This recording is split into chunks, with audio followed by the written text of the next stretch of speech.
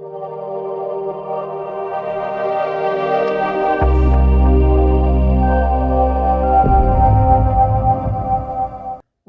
to CRE Fast 5. I'm Carly Iacono, and tonight we're talking about cap rates and where deals are trading.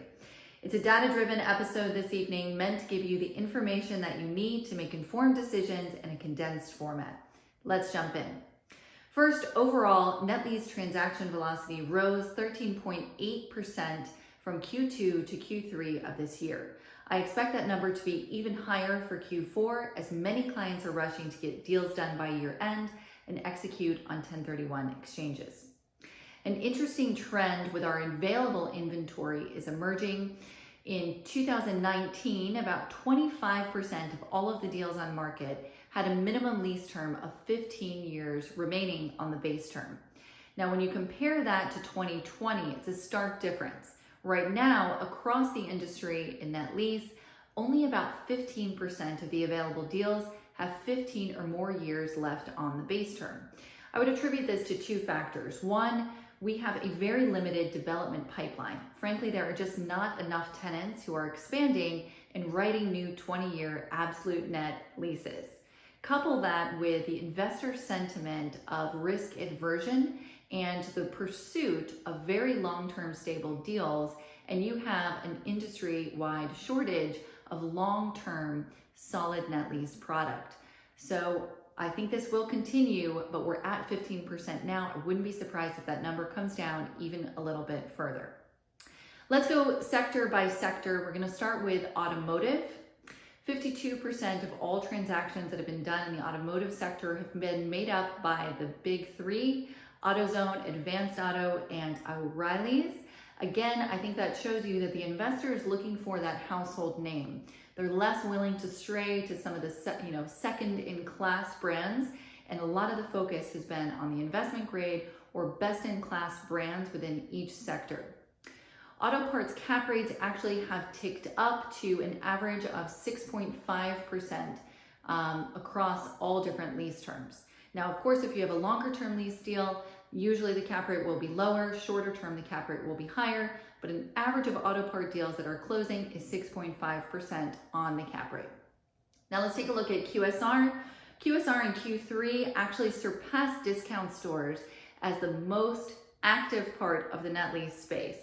So highest velocity, very big focus for investors, and our cap rates have actually compressed a bit, about 11 basis points from Q2 to Q3 of this year.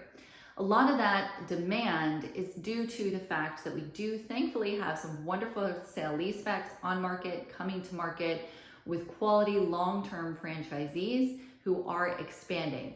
So it's still possible to get a 20-year triple net lease deal with a franchisee that has a very strong track record. You also have the drive-through and a lot of intrinsic real estate value as well. So investors, although most fast food deals are not investment grade, are still focused on this part of the market, and that demand is driving cap rates lower to the tune of about 11 basis points on average.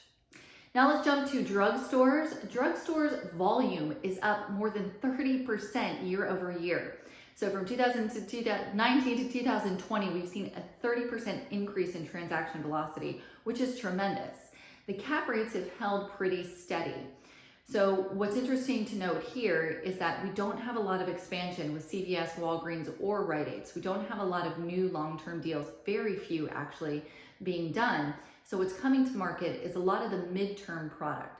So although the lease terms might be shorter, the cap rates are holding. So that tells you that investors are focused on this in a positive way because they're not giving a discount to this asset, even though there is a slightly shorter lease term. The pandemic also boosted these three tenants in terms of sales and really put them back at the forefront. And couple that with their investment grade credit rating, CVS and Walgreens in particular, and we're seeing that that part of the market is increasingly active as compared to last year. Now let's move on to discount stores. Cap rates are back to pre-pandemic levels. We're at about an average of 6.93 for all lease terms. Family Dollar, Dollar Tree, and Dollar General have all continued to be very aggressive in their expansion, although most of their deals are 15 years and not 20 on a new build. Last one we're going to cover is net lease childcare.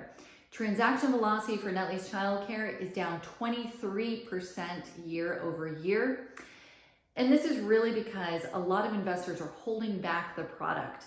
The sellers or the owners of these properties aren't really sure how their tenants are doing. There's a lot of discovery going on right now on what childcare is going to look like. And because of that uncertainty, the buyer demand just hasn't been there at the same level. So I think we have two things going on. We have buyers unsure what this segment is going to look like moving forward, and we have sellers unwilling to bring their product to market at a discount. So because of that, we don't really have a lot of price discovery yet, but we do have a very significant decrease in overall transaction velocity. So that will be one to watch starting next spring as the whole pandemic continues to evolve. Now, every deal should be evaluated uniquely. There are many, many factors to consider, but this gives you an idea of where each sector is trading and some of the headwinds or bonuses that we're seeing affect these parts of the market. If you have a deal that you're looking to sell and you're curious what the value might be, feel free to give me a call. I can give you an honest answer on where it would trade.